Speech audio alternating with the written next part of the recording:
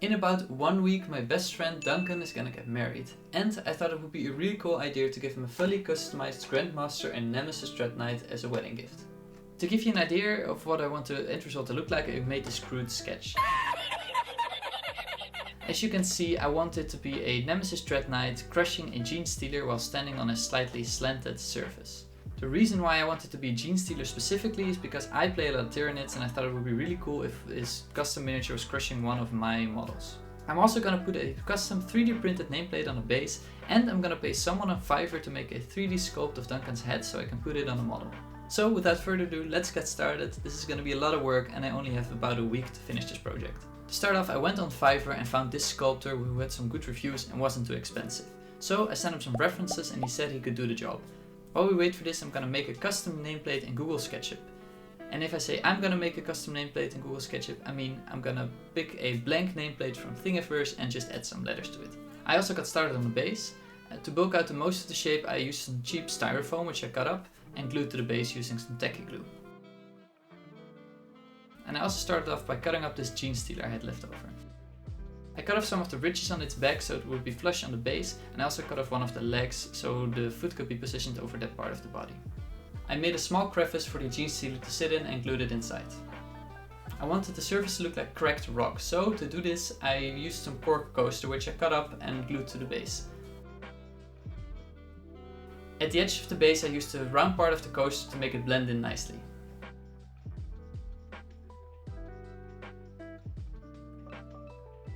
While this was drying, I started the assembly on the Dread Knight.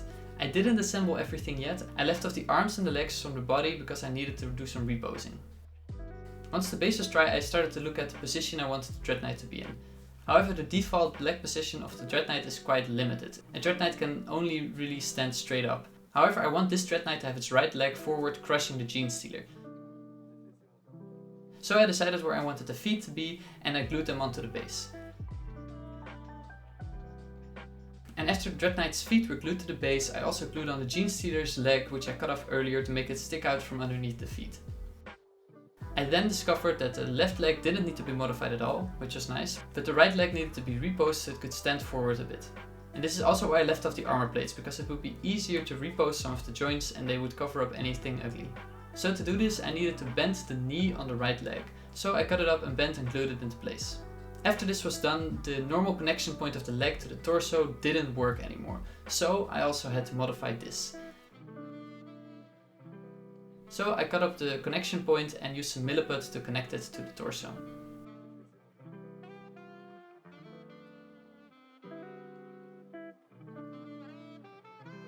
While this was drying, I moved on to the upper body. Since I wanted the arm holding the sword to point forward, I needed to do some modifications on the wrist. To do this, I simply cut up the wrist and used some milliput to make the sword point forward. However, there was also a small void on the back of the hand which would normally be covered by the armor plates, which I also filled with some milliput. However, because of the position of the arm, I was unable to connect the pistons on the back to the arm. Luckily, since I'm a bit of a hoarder, I had a thin piece of straw laying around which exactly fit around the piston, and I cut off a section of this to extend the piston. I also glued on the left arm, but I put it in a relatively normal position so no modifications were needed for that. I then also glued on the arms of the pilot to match the position of the arms on the Dread Knight. And this leaves us with one last thing, the legs of the pilot. Normally the legs of the pilot match the position of the Dread Knight. However, since we reposed these, I also need to repose the right leg of the pilot. So I cut it off and used some milliput to glue it in a position which was in line with the leg of the Dread Knight. And in order to glue the right foot of the pilot to the leg of the Dread Knight, I had to bend the connection point slightly in order to glue it together. And with the remainder of my milliput, I glued on the nameplate to the base and I filled up some voids around the feet. After all of this was done, I still needed to cover up the ugly XPS foam texture. And to do this, I used some cheap wall filler or spackle. You can buy this at any dollar store, anything will work. I put the spackle in between the cracks of the cork to make it a little bit less extreme, and I smeared it all over the sides to create a rocky texture. To apply it, I simply used a bamboo coffee stirrer and smeared it on. I purposely didn't use a brush because I didn't want any of the brush strokes to be visible and I also didn't want it to be too smooth.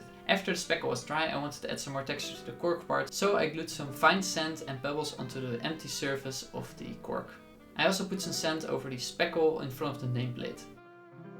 I also glued some more pebbles around the Gene Stealer to really make it look like the earth was crumbling around him after he was crushed by the Dread Knight. And once all the glue, speckle and milliput was dry, I primed the whole model with the zenithal highlight. And especially now that I've primed it, I think it's starting to look really nice. A few moments later. I also got a message from the guy on Fiverr saying the head sculpts are done, and considering they only cost 20 euros, I think the result is great. However, before I show you this, I'm gonna get them printed, so stick around until later if you want to see how they turned out.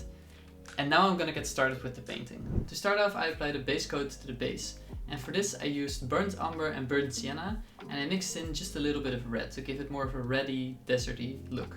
And I also applied some hardened leather into the cracks and around the Gene Stealer to make it look a bit darker. I base coated the legs with dark gunmetal. Dark gunmetal is quite a thin paint, it's almost like a mix between a contrast paint and a normal metallic paint, which is really nice because it made use of the zenithal highlight. And then apply the sepia wash all over the Gene Stealer on the base to give it that classic bony, kraken look. I then base coated the nameplate on the base with Mechanicus Standard Grey. And after that I used some gold to paint the text on the nameplate and also the text on the legs. I then dry brushed the base with some khaki to bring back some of the texture on the base. I thought khaki would be a good match as it's a lot lighter than the base currently is, but it's still a bit of an off-brown color. I then used gunmetal to lighten up some of the armor plates and metallic parts on the legs. I used it on only the most prominent surfaces. I then also painted these coil thingies on the back of the legs with some brass scorpion. I then used some Mephiston red to paint the cables on the legs and the carapace on the Gene Stealer. The coverage of the brass on the coil thingies on the legs was looking a bit bad, so I tried to give it a second coat and I dropped the bottle of brass paint. So that kind of sucks, however I decided to use some of the spilled paint to paint some of the details on the upper body as to not waste as much of the paint. I then mixed some blood red with a little bit of white to give a highlight to the cables and the carapace on the Gene Stealer. And I also applied some of the same white paint on the teeth of the Gene Stealer. I then also applied some Nuln oil on the underbody of the legs to create some more visual difference between the armor plates and the legs which they are attached to. I then used some Agrax Earthshade to make the feet of the Dread Knight and the Gene Stealer look a bit more dirty.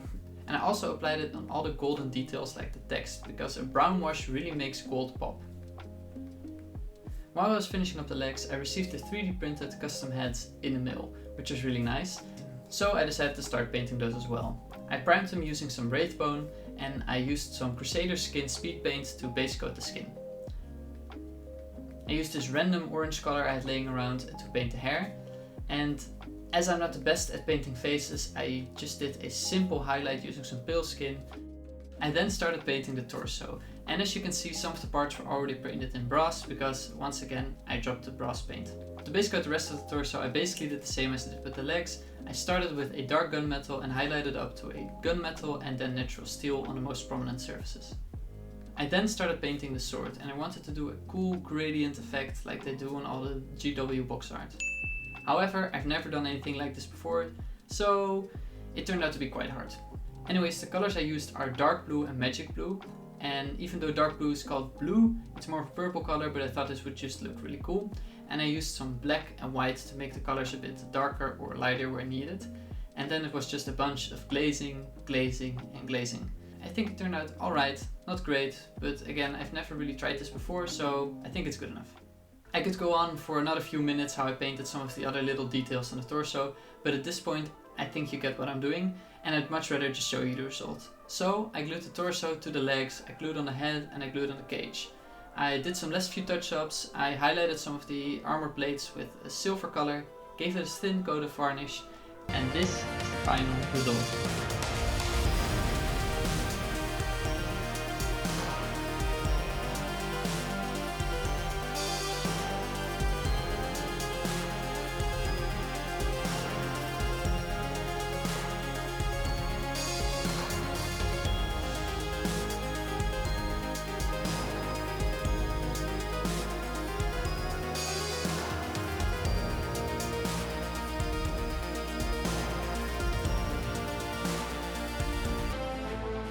Duncan, I really hope you'll enjoy this gift, and I hope you and Emily have a wonderful marriage.